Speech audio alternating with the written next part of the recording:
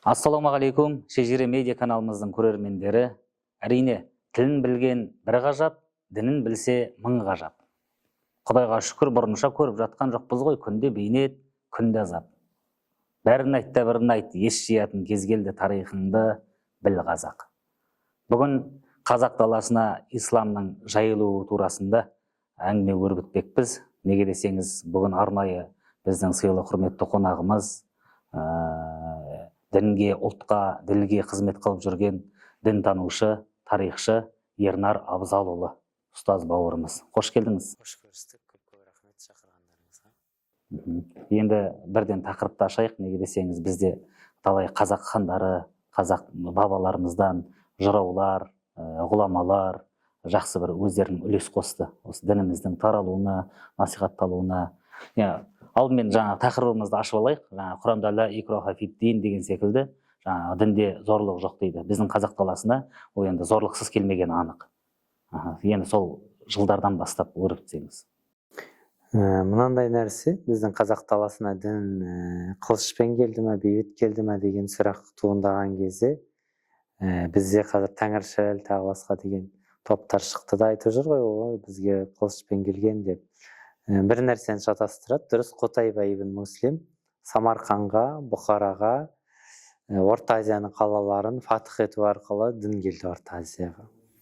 Бірақ біздің қазақтың даласына дін келген кезде жағдай басқаша.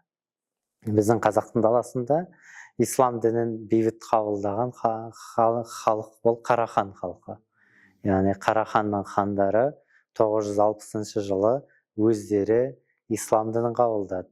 Яғни бұл жерлерде ешкім қылышпен басып алған жоқ. Қарахандардың астанасы баласаған Жетісу, қазір Алматы, Тараздың маңы болатын болса, 960 жылы Қарахандар ислам дінін мемлекеттік дін деп жариялады. Өздерінің қалаулары менен, ықтиярлары менен. Кейін өздерінің ислам қабылдауы оқиғасынан кейін халифатқа елші жібереді, біз ислам қабылдаймыз деген сияқты.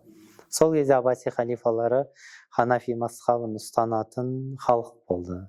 Яғни Ханафи мазхабын ұстанатын мемлекет, үкімет болды.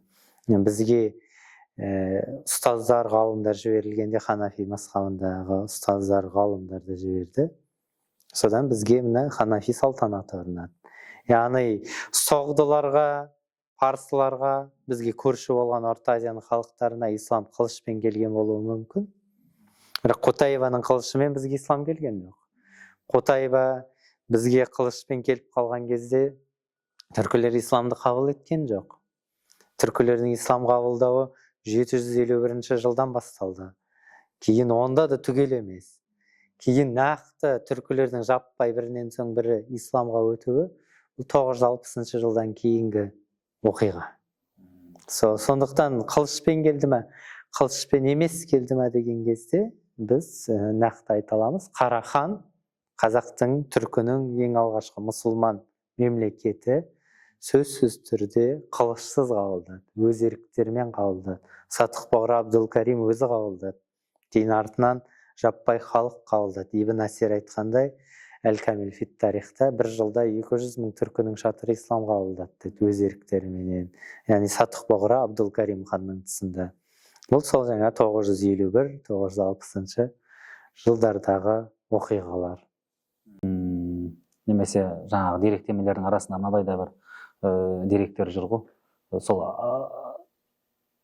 талас бойындағы шайқаста қандай да бір тан империясымен егер арабтарға бізге біріксеңіздер, сонда ғана ислам дінін қабылдаймыз деген сияқты түркіштер мен қарлықтардың сондай бір келісімдері болды ма деген сияқты. Ол кездегі ең ірі империя соғыс міндетті түрде ірі елдердің арасында болады. Түргеш империясы ірі мемлекет болды. Бірақ Түргештің қағаны сұлу, осы арабтардың өзі, мұсылмандардың өзі Әбу Музахим, Сүзеген деп айтатын қаған дүниеден өткеннен кейін түргештер ыдырауға бет алды. Сол кезде ислам халифалары Амауилердің арасында да бүлік басталды.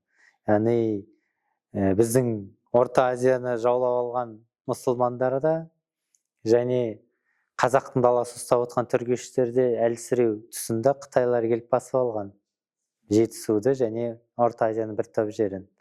Содан кейін мұсылмандар қайтадан аяққа тұрып, аббасилер деген әулет билікті алып жатырған кезде қайта ояну басталды. Бірақ түргештер есін жинай алған жоқ.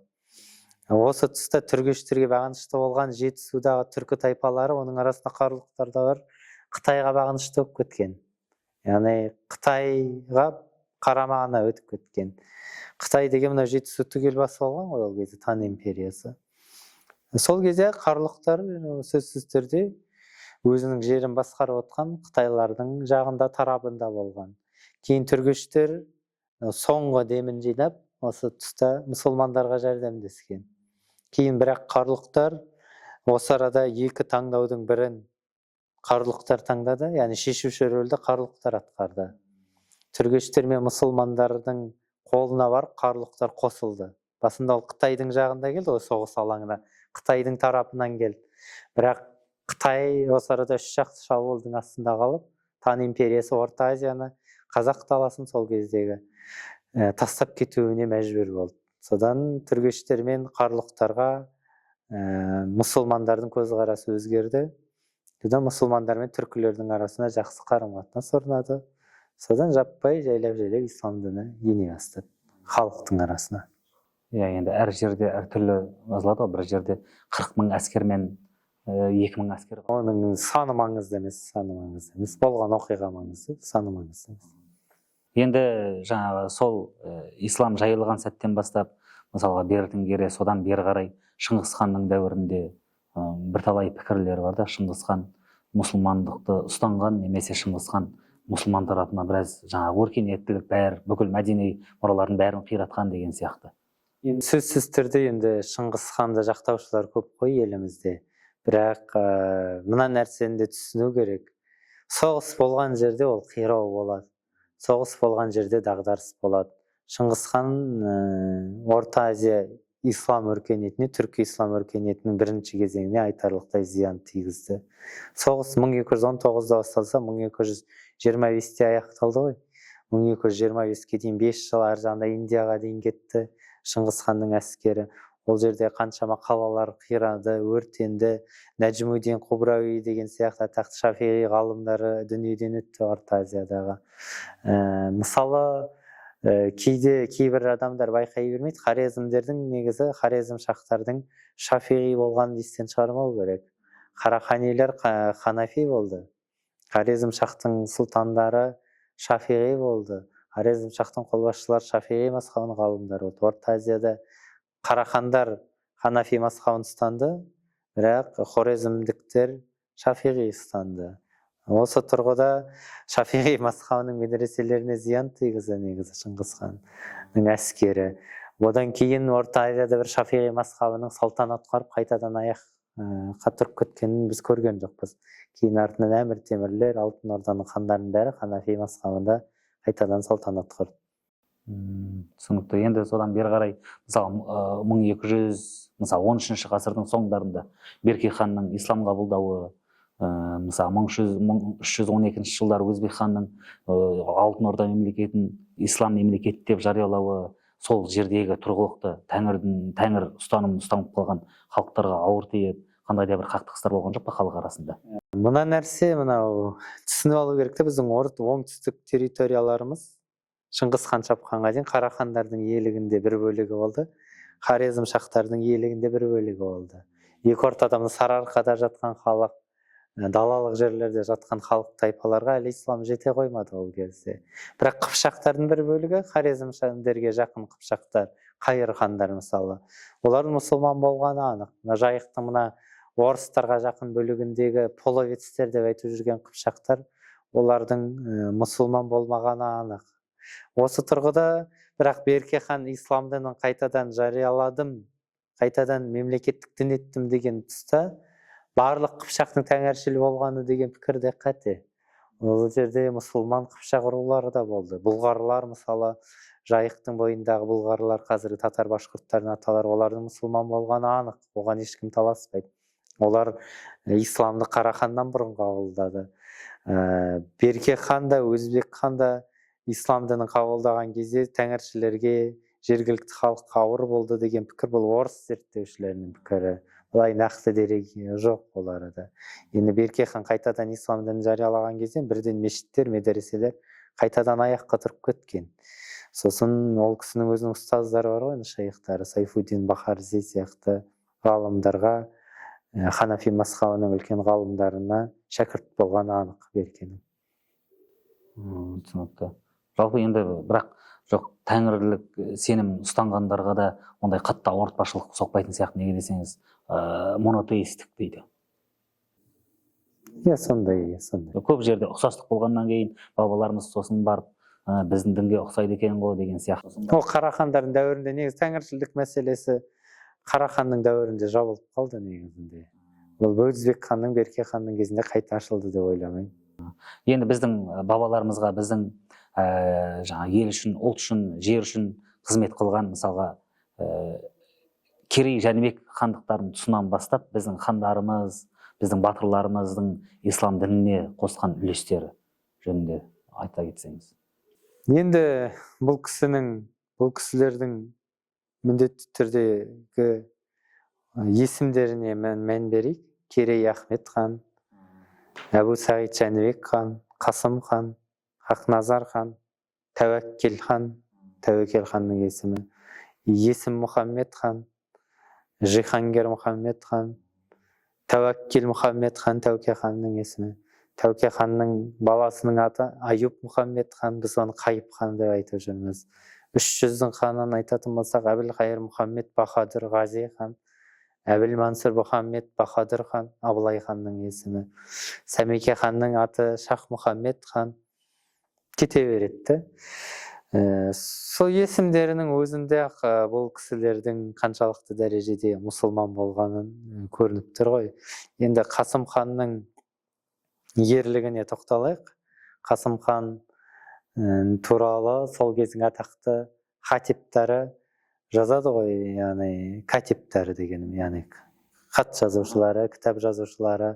Соның ішінде Мұхаммед Хайдар Дулати деген Пәкістанның бас вәзірі болған, Моғол империясының бас вәзірі болған ірі тұлға. Сол кісінің Тарихи Рашиди деген кітабы бар. Сол жерде Қасым ханға кәдімгі бөлек бір тарау арнаған. Қасым ханды жазғанда айтады: Алла разы болсын, иман жүзді, өмірін ұзақ қылсын. Сондай Дешті Қыпшақтың ханы, яғни жошылысын қайтадан аяққа тұрғызды, халқының санын 1 миллионға жеткізді, әскердің санын 300 мыңға жеткізді деп Мұхаммед Хайдар Дулати жазады. Содан кейін Қасым хан тек қана қазақты біріктіріп қана қойған жоқ. Бұл кісінің Қызылбас шииттарға қарсы соғысы бар, мысалы, Сафави әулетіне жасаған соғысы бар. Бұл соғыста өзінің баласы мерт болады. Бұл жерде Орта Азияның қалалары үшін бұл кісі өзбек ағайынның шииттеніп кетпеуіне, парсыланып кетпеуіне бар күшін салады. Былай қараған сол кезде шайбанилермен қақтығысып жүрсе де. Қасым ханның сондай ерліктері бар, мысалы. Яғни тек қана біз мына бетінде ғана білеміз, ал ішкі мұсылмандар арасындағы дауларды тоқтатуға да жәрдемдесіп тұрғанын көруге болады Қасым ханның. Сондай Қасым хан егер ұзақ уақыт ел билегенде 8 жыл емес, ол кісі Астраханьды, мүмкін Қазанды Иван Грозныйдан бірін қайтарып алар еді қазақ хандығының құрамына. Ал қазақтың хандарының барлығы Қасым ханнан бастапқы дәуірде Самарқанның ғалымдарына қол берген, солардың шәкірттері болған ғой. Нұрлан Атығай деген біздің ағамыз, ұстазымыз Алматыда аға. Сол кісі жазады, Қасым хан Самарқаннан болсын, үлкен мәуләналар келе жатқанда, мәуләна деген түсініп отырған шығар, тасауфтың үлкен ғалымдары ғой. Мәуләналар келе жатырған кезде сығанақта отырса, сығанақтың қақпасының алдынан күтіп алады дейді ғалымдарды. Қазір былайша айтқанда қазір Рим папасын аэропорттан күтіп алып жүрген президентіміз. Сондай әрекетті былай қарағанда, бірақ Қасым хан сондай дәрежеде ғалымдарға құрмет көрсететін болған. Одан кейін енді Әбілқайыр ханның, қазақтың 7 ханының дейді, біреу 8 ханының дейді, Ғази деген лауазымы болған. Ғази деген лауазымды хандар ауадан алмайды, оны осы Орта Азияның машайықтары береді, осындай лауазымды. Яғни бұл дін үшін, ұлт үшін, жер үшін, мұсылмандар үшін соғысқан хандарға берілген атау ғази деген. Мысалы Абылай ханның да жаңа Ауғанстанның басшысы Дурани ме екен? Сонымен келісім жүргізгені де бар дейді, мысалы достық мәмілесінде. Ол енді көршілермен қарым-қатынас жасау бұл норма, ол бір жаңалық емес. Енді жаңа Қайып ханның башқұрттардың қалаларын Жетестек қаласын босатып алайық деп Османның сұлтанына жазған хаты бар. Тәукенің баласы ғой. Сонда ол Осман сұлтанына жазып отыр, кәдімгі Амир эль-Муъминин, мүминдердің әмірі, халифасы, біз сізге жазамыз, біз Түркістанның қожайындары, иелері, Самарқанның иесі, Афрасияп тағының иесі біз деген Ханафи мазхабын ұстанатын Жеті Естек деген қала бар еді, башқұрттарды айтып отыр. Солар деген Мәскеу патшалығына бағынышты болып қалды. Мәскеу патшалығы бұл христианды ұстанады, шіркеуін. Соған қарсы біз ғазауат жариялайық деп едік. Исламның халифасы осыған жәрдемдесер ме екен деген хаты бар Қайып ханның. Біздің хандарымыз тек қана қазақтың қамын емес, жалпы айналада үмбеттің қамын ойлап тұрғаны осынан көруге болады. Османның сұлтандары бірақ ол кезде күшік қайнаржы келісіміне қол қойып, Ресейден жеңіліп жатқан кез, сондықтан айтарлықтай не болған жоқ, көмек бола қойған жоқ. Түсінікті. Енді одан бері қарай келетін болсақ, мысалы Алаш арыстарының дінге деген көзқарастары жөнінде мысалы әртүрлі болғанда екі түрлі пікір бар да. Оқымай жүргендердің қатарында емес, сол салада зерттеп оқып біліп жүргендердің арасында пікір туындап қалып жатады. Мына жерге былай деген, жоқ ол былай деген сияқты. Біреу жаңағы дінге қатты берілмеген, біреу айтады дүниеге қатты берілмеген деген сияқты. Сол турасында қандай ой? Енді өкінішке қарай бізде отандық тарихта, біздің тарихта әлемдік үдерістермен байланыстырып оқыту кенже дамыған. Осы кезде мұсылман әлемінде жаңа қозғалыс пайда болған. Бұл қозғалысты әртүрлі атаған. Енді біздің түркі даласында мұсылмандардың қайта ояну, қайта аяққа тұру қозғалысын жадидизм деп атайды. Жадид деген жаңашылдық деген мағынаны білдіреді. Бірақ енді жадидшілердің, былай жалпылама айтқанда модернистердің, ислам әлемінде модернистердің ғылым білімде қосқан үлестері зор. Шариғат тұрғысынан кейбір жерде сыналады. Бірақ сенім мәселесінде сыналмайды, шариғат тұрғысынан сыналатын жерлері бар. Біздегі шала сауаттылар осы түсті, осы сәтті аңғармайды. Сонда бұл кісілердің жаңағы екіге бөлінеді ғой, ескі мектептің өкілдері, жаңа мектептің өкілдері деп. Мағжандар, Сұлтан Махмұттар, Ахметтер, Ғұмар Қараштар, бұлардың барлығы жаңа медресенің түлектері, жадидшілердің. Ал ескі молдалар бар, ескі мектептің түлектері. Осы екі ортада талас тартыс болады. Сол кезде біздің алаштықтар жаңа мектептің ұстанушылары екі мектептің ортасында пікір таласта бір-біріне сын айтады ғой. Сол молдаларға, ескі жүйеге айтылған сынды біздегі шала сауатты дилетанттар бұны бүтін ислам дініне айтылған сынды түсіндіреді. Ол олай емес, өйткені олардың барлығының бір-бірден мықты ғалымдары болды. Алаштықтардың арасында Файзолла Хазірет деген сияқты. Бақытжан Қаратаевтың өзі бір төбе ғалым еді. Бақтыгерей Құлмановтар. Олардың барлығы дін медреселерін оқыған тұлғалар ғой, барлықтары да. Енді жалпы қазақ даласында жаңаша ойлау алаштықтардан емес, Абайдан басталады. Абайдың ұстаздары, маржанилердің шәкірттері, бұл кісілер жаңаша мектептің, жаңаша медресенің өкілдері барлықтары. Осы екі фронтқа бөлінген мұсылман әлеміндегі пікір таластық қарым-қатынасты, пікір таластық жағдайды бүтін дінге қарсы болған деген сияқты пікірлерменен суреттеп жүргендер бар. Ол бірақ ондай емес. Мақсат ол жерде ондай емес. Түсінікті. Неге десеңіз, қазіргі мысалы кейбір дін мамандары, мысалы насихаттап жүргендер, имамдар, молдалар деген сияқты, солардың ұстанған кейбір мәселе бұрынғы жаңағы Қожа Ахмет Яссауи жеткізген, Ахмет Игінекей солар жеткізген жаңағы жазған деректермен мүлдем бір ұштаспайды, байланыс жоқ. Себебі екі түсінік мағына сияқты. Бұл сұрағыңызға келетін болсақ, мына нәрсе ғой енді бізде ақиқат үзілмейді, бірақ сүзіледі деген қазақта сөз бар, дұрыс па? Осы сөздің негізінде кеңес патшалығының дәуірінде, кеңес үкіметінің дәуірінде ақиқат сүзіліп қалды. Біздің қалыптасып келген дін медреселеріміздің барлығы жабылды, кітаптар өртенді, ұстаздардың бары таба алмай қалды. Осы кезде біз қайтадан бұны қалпына келтірген кезде біз оны оқи алмай қалдық. Және Назарбаев біздің діндар мамандарды дайындаймын деп Мысырға жіберді, Пәкістанға жіберді. Олардың барлығы сол өңірлердің ғасырлар бойы қалыптасып келе жатқан ғұрп әдеттеріне негізделген білімдерді алып келді. Яғни бізде таратуда біз сонда Ахмет Яссауи менен кемі 100 жылдай арамызда үзіліс болып қалды ғой. Сонда ол үзілісті қайтадан жамай алмай қалдық та, яғни тұрғыза алмай қалдық. Енді әлі де кеш емес деп ойлаймын. Біздің әрбір неде локалды мәдениет деген түсінік бар ғой. Локалды мәдениетте, мысалы, индонезиялық мұсылмандық өркениет, дағыстандық, кавказдық мұсылмандық өркениет деген түсініктер бар.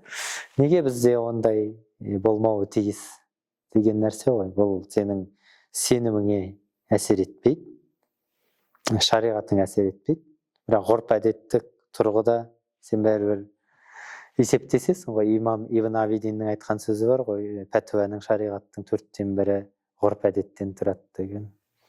Сондықтан біздің ғұрп әдет локалды мәдениетімізге негізделген діни танымды қайтадан аяққа тұрғызу керек. Мысалы, дінді жеткізу барысында қолданылатын әдісті ең бастысы қалай тыйым салынбады ма, соны қолданған деген сияқты. Мысалға небір жыраулар, небір ақын жыршылар мысалы домбырамен жеткізді ғой. Көбісін өлеңмен жеткен сияқты. Неге десеңіз, қазіргідей өлең деген, бұл поэзия деген ислам әлеміндегі, ислам әдебиетіндегі негізгі өнердің бір түрі ғой. Руми өлеңмен жеткізді, Яссауи өлеңмен жеткізді, Ғазали өлеңмен жеткізді, Рудаки өлеңмен жеткізді, Омар Хайям өлеңмен жеткізді. Өлең деген, өлең сөздің патшасы, сөз сарасы деп. Өлең деген аяттың аналогы болды ғой. Яғни аят деген сөздің өзі өлең деп түсіндірілсе, тілдік мағынада. Сондықтан ғалымдарымыз Мәснәуи, Қасида деген сияқты өлең жырларменен дін жеткізу үрдісін сақтады. Сондықтан жаттауға да жеңіл болған.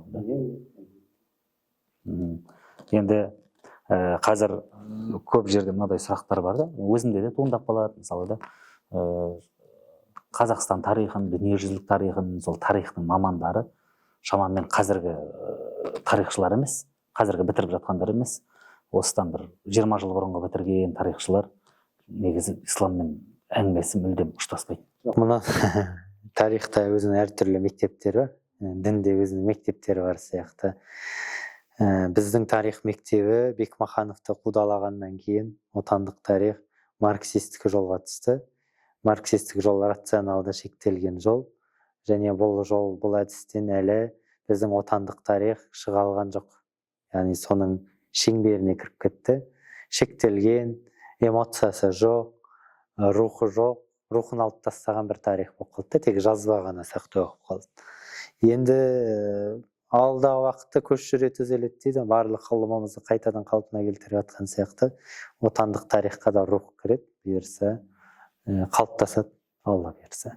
Оқушылар көбісі ойлайды да, бұл тарихшы тарихты оқыған, демек бұл кісі біледі ғой, демек оны дұрыс айтып отыр, тарихымызда ондай болмаған деген сияқты ғой. Иә, енді әртүрлі кезеңдерден бас кешеміз ғой. Енді сұрақ, мысалға түркілер дейміз ғой, түркештер, түркілер дейміз. Сосын оны көбісі қазір Түркиядағы түріктермен мысалы шатыстырып сөйтіп қалып жатады. Олар біздер барлығымыз түркілеріміз деген сияқты. Қандай айырмасы бар? Түркілер деген анау Когурияның шекарасынан бастап, солтүстік Корей түбегінен бастап, Дунайға дейінгі аралық түркілердің даласы болды, Ұлы дала деп аталатын жер сол аймақ. Оның арасында алтын қазығы, бұл түркі даласының қазақ даласы бар. Енді түркі даласына барлығы кіреді. Түріктер де, мажарлар да Дунайдың бойындағы, кейін анау сол Корей түбегіне жақын орналасқан якут сахалар да барлығы түркілердің құрамына енеді. Біз бәріміз түркілерміз. Пайғамбарымыз айтқан хадистегі атрак халқы, түрік халқы сол осы аралықты иемденіп жатқан ірі халық. Түркияда түріктер 1923 жылы өздерінің identity дейді ғой, ағылшынша айтқанда идентификациясын, өздерінің бірегейлігін осы ескі түрік сөзіменен негіздеді. Сөйтіп өздеріне түрік деген атауды өздеріне алып қалды. Ол кезде тәуелсіздігін сақтаған жалғыз түрік мемлекеті Түркия еді, османдардан қалған. Қалғандарымыздың барлығымыз біреуіміз Ресейге, біреуіміз басқаға бағынышты, Қытайға, ұйғырлар сөйтіп бағынышты болып қалған кезіміз еді. Сондықтан тәуелсіздігін сақтаған жалғыз Анадолы түріктер болғандықтан түрік деген атауды соларға алып қалды. Жаңа қазіргі тәңіршілдік пікірін ұстанып жүргендер бар. Мысалға, олардың кейбірін ойлап қарасаң, өздерінің бір дәлелдері бар да. Өздері былай еткен, былай еткен деп. Бірақ небір жаңағы деректер анықтап келіп жатыр ғой. Ол мүмкін христианство алып барады, ол сенім деген сияқты. Бірақ бұрыннан қалған біздің Ондай нәрсе ғой енді, жаңағы негізгі аргументтері қазақ даласына Екатерина және Ресей патшалары ислам таратқан дейді. 18 ғасырға дейін қазақ тәңіршіл болған дейді. Бірақ Қасым ханның атын кім қойды? Екатерина қойды ма? Әбілқайыр Мұхаммед Бахадыр Ғази деп Екатерина берген жоқ ондай атауды. Хақназар ханның атын Екатерина берген жоқ. Ақылға қонбайды ғой мұндай нәрсе деген. Жақсы, мақұл. Енді біз оларға жауап береміз ғой. Неге Екатерина қазақ даласына ислам дінін таратуға мүдделі болды десе, орталықтандырып, бағындырып алуға керемет болды дейді. Тәңіршілердікінен айырып деп. Мен айтамын, ол Екатерина деген тәңіршілдіктен ажыратады екен, ол ислам дінін әкеле қояды. Олар да өзі христиан әйел болатын болса, бірден христиандығын алып келмей ме? Өйткені чуваштар, мордвалар сол кезде тәңіршілдік, шаманизмді ұстанатын түрік ұлысының халықтары болды ғой. Оларға бірден христиандық тарады ғой. Олардың бәрі қазір Никита Сикита болып кеткен жоқ па, есімдерінің барлығы. Сол сияқты соның аналогында неге бізге сол өздерінің діндерін алып келе қоймады? Екатерина ислам дамыта қояды біздегі, Самарқан, Бұхарада орталық орналасқан сол кездегі ислам білімдерінің. Ақыл логикалық тұрғыда сәйкес келмейді. Ал Қасым хан деген Екатеринадан 2 ғасыр бұрын өмір сүрген адам. Оның андай әрекеттері, Мұхаммед Хайдар Дулатидың жаңа деректерінің барлығы қандай болып қалады сонда дегендей. Енді дұрыс, бір жағынан келісуге болады. Өйткені осы тәңіршілдік кітабы жоқ, сенім жүйесі жоқ, норма этикасы жоқ, дінді ұстанған халықтар христиан дінін шоқыну процесінен тез өтті. Орыстану процесінен тез өтті. Мысалы, тувалықтардан бір түркілік жұрнақ қалды ма? Немесе чуваштардан. Немесе венгрлер, мажарлар өзін түркілеріміз дейді ғой. Түркілік сипат бар ма мажарларда? Олардың бәрі христиан қабылдаған түркілер. Ал керісінше ислам қабылдаған түркілер, саны қазір 300 миллионға жақын ислам қабылдаған түркілер. Ислам қабылдаған түркілер түркі өркениетін одан әрі дамытты. Рецивилизация дейді, яғни мәдениеттің үстіне мәдениет қосылды. Ескі түркі мәдениетіне барып, жаңа мәдениет қосылып, түркі ұлысы ислам мәдениетін әлемдестірген, әлемге жеткізген халықтардың бірі болып қалды. Сонда араб ислам мәдениеті, парсы ислам мәдениеті, түркі ислам мәдениеті деген 3 тақырып бар ғой бізде. Соның өкілдеріне ұласып кетті. Түсінікті. Енді ислам тарихының да, яғни біздің қазақ даласына исламның келуі де бастадық қой. Енді қазіргі уақытқа дейін, мысалға біздің еліміздің тәуелсіздігімізді алғаннан кейін де біраз ағымдар шыға бастады.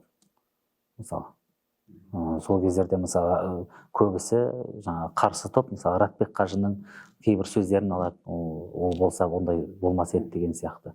Бірден әлде тәуелсіздік алғаннан кейін бірден жалпы қазақ дайын тұрды ғой, өздерінің бұрынғы өздерінің діни сенімдерімен. жалпы оны мынандай енді бізде жаңағы білім құбыламыз болған жоқ та, орталықтанған білім жүйеміз, діни білім жүйеміз болған жоқ. Қазақ дінді аламыз дегенде қайдан бастарын білген жоқ. Сондықтан бізге сыртқы идеологиялар келіп қалды. Капиталдарымен бірге, сырттың капиталдарымен бірге. Енді бұл бірақ мемлекеттің қалыптасуында мұндай процестерден өтеді деп ойлаймын. Мысалы, бірақ халық, этнос, тіршілік көзі ретінде, тірі нәрсе ретінде өзіне жат нәрсені бәрібір қабылдамайды. Кейде біз ойлаймыз ғой, сыртқы фактор әсер етіп жатыр басқа деп. Ішкі факторымызға да қарау керек. Халық, демек, жаңа өзіңіз айтып кеткендей, кейбір дін әріптестеріміздің айтып жатқан ілім жүйелерін қабылдап жатқан жоқ. Бұны сын ретінде қабылдау керек өзімізге. Біз қайтпек керекпіз деген сияқты. Соның ішінде де жаңа сәләфи, вахабилер болсын, бұлардың да білімін халық қабылдамайды. Еш уақытта. Қабылдамағаннан кейін олар агрессивті тұрғыда азшылықтардың психологиясына ұшырайды. Азшылықтың психологиясы деген термин бар әлеуметтануда. Сондай, яғни радикалдану процесінде белгілі бір өздерінің көрсетіп қалғысы келеді. Қарап отырсаңыздар, сәләфи, вахаби топтарының басым көпшілігі ұлттың тамырын білмейтін сондай адамдар, орыс тілді аудитория көп арасында. Яғни, мына жаққа кетейік пе, мына жаққа кетейік пе дегенде де екі жақтың оңғанына түспей тұрған топтар болып қалып тұр ғой. Бірақ сыртқы күштің әсері ол міндетті түрде бар.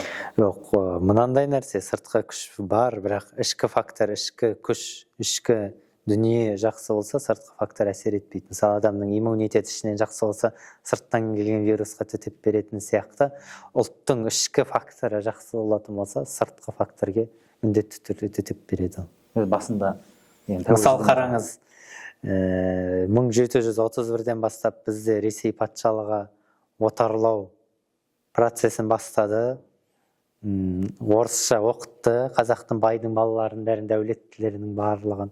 Бірақ олар керісінше ол білімнің бәрін игеріп алып, орыстың ұлықтарымен теңесті. Әлихандар болсын, Мұстафалар болсын. Бұның бәрі бас-аяғы 200 жылдың ішінде болды.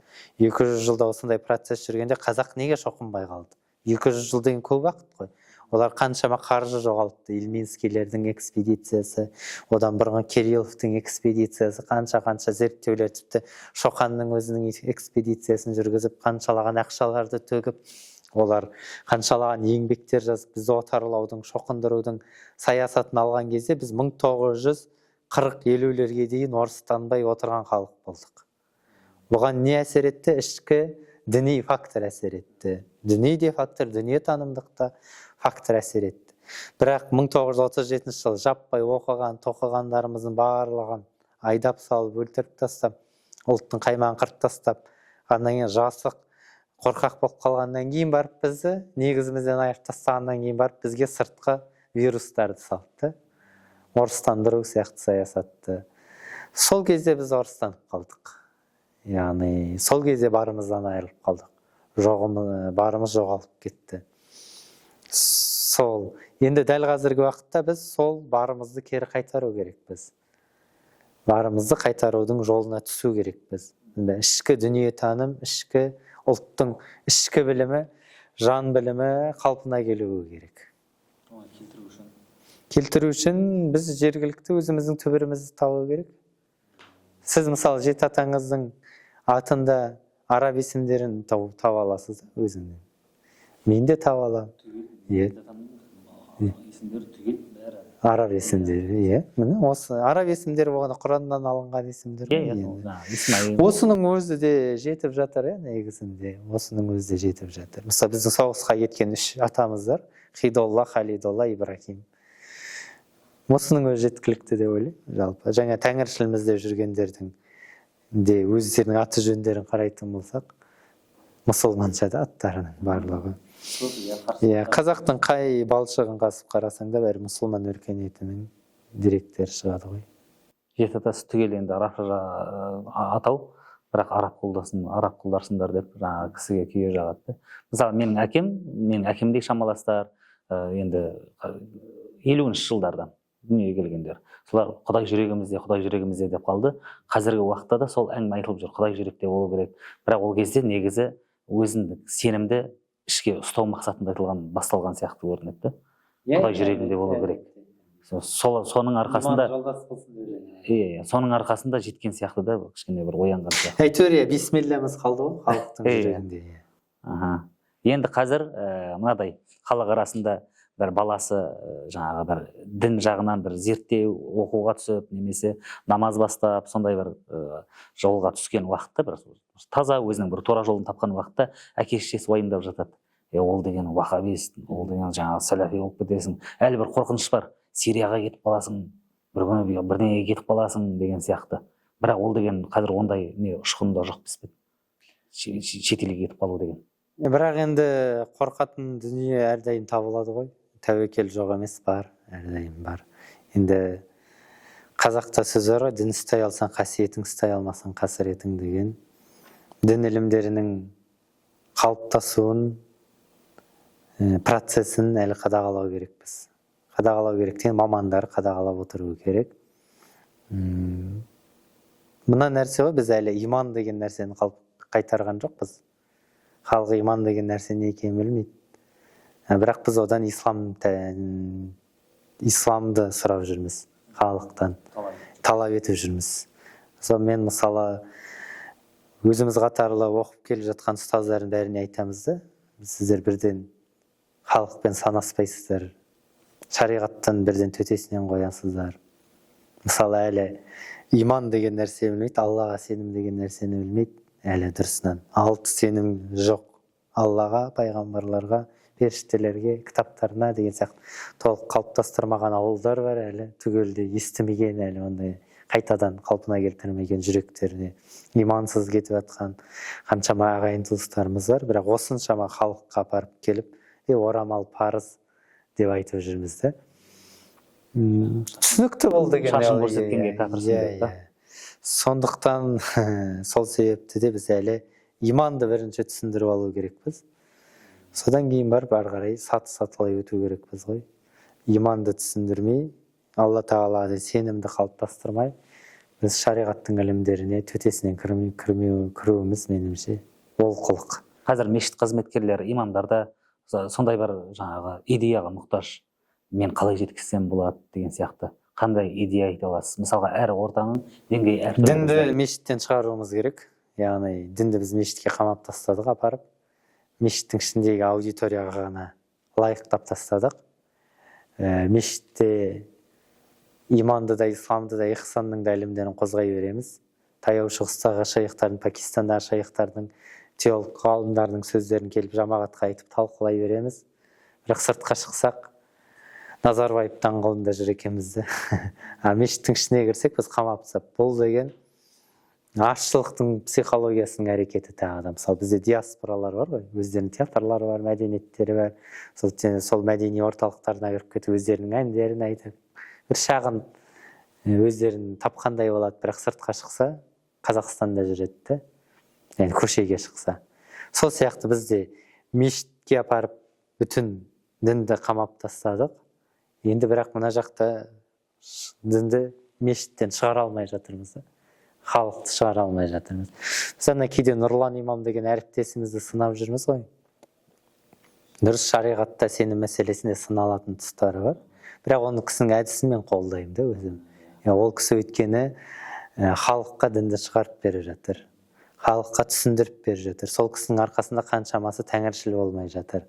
Қаншамасы дінсіз, яғни имансыз кетпей жатыр. Иманмен кетіп жатыр. Әйтеуір иман деген бір нәрсені қате айтады, бір нәрсені дұрыс айтады. Халыққа иман деген нәрсе жетіп жатыр. Енді мен айтамын да, үлкен ұстаздарымызға Нұрлан имамның меніңше әдіс тәсілін, методикасын қолдану керек деп. Аудиториясын пайдалану керек бізге. Қазір енді көп мешіттерде арнайы парақша бар, жаңағы насихаттар жүріп жатыр. Бірақ ойлаймын да, сол кейбір сол насихаттары деңгейге сай емес сияқты. Неге десеңіз, халықтың да талап етуі орынды шығар кейде. өзіміздің бабаларымыздан, хандарымыздан жақсы бір деректер олардың ақпарларында жоқ. Ондай ол жөнінде ақпарат бере алмайды да, тек дінді оқыған жаңағы сахабалар, алла оларға разы болсын, сол жөнінде, сол турасынан бері қарай аспаған. Ол жаңағы ұлттың біліміне жатпай жатыр ғой. Сахабаларды бізде қалай жеткізді? Сахабалар 4 шадияр деп жаңа Абай атамыз 4 пайғамбардың атақты сахабасын, халифасын 4 шадияр.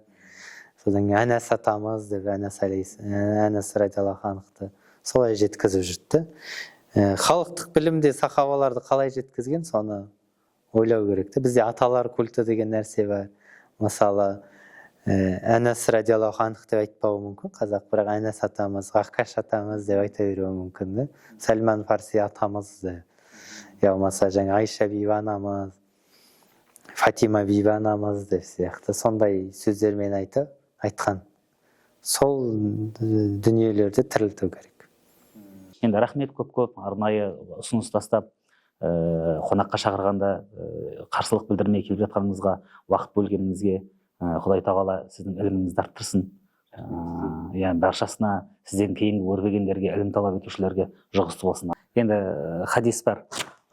Сіздердің жақсыларыңыз дінді дін деп, намаз деп дінді тура ұстап алғандарыңыз емес, немесе сіздердің жақсыларыңыз дінді тәрк етіп дүние деп, сол дүниенің артынан қуып мәре-сәре болу емес, сіздердің жақсыларыңыз дінді де, дүниені де қатар ұстау деген екен. Тәуке ханның жарғысын құрағандар ірі ғұламалардан бірі болған. Өйткені салт дәстүр мен шариғаттың басын қосу қиыннан шыңа болған. Дінсіздерге құн төлеп ірі малдан, әрине аштық кезі небір халық қазақ бабам қасқайып сенім сатпай тұрып алған. Аятпен мен хадисті түсіндіріп Досманбет Бұқарлардан жыры қалған. Хаттанып Абай, Шәкәрім, Ахметтер алдымен Құдай танып білім алған. Осылардың бәріне ой жүгіртсек ата бабам арапқа құл болмаған, хақтың құлы ал ұлттың ұлы болған. Ұлттық құндылықтарымызды сақтай білейік. Бар болыңыздар.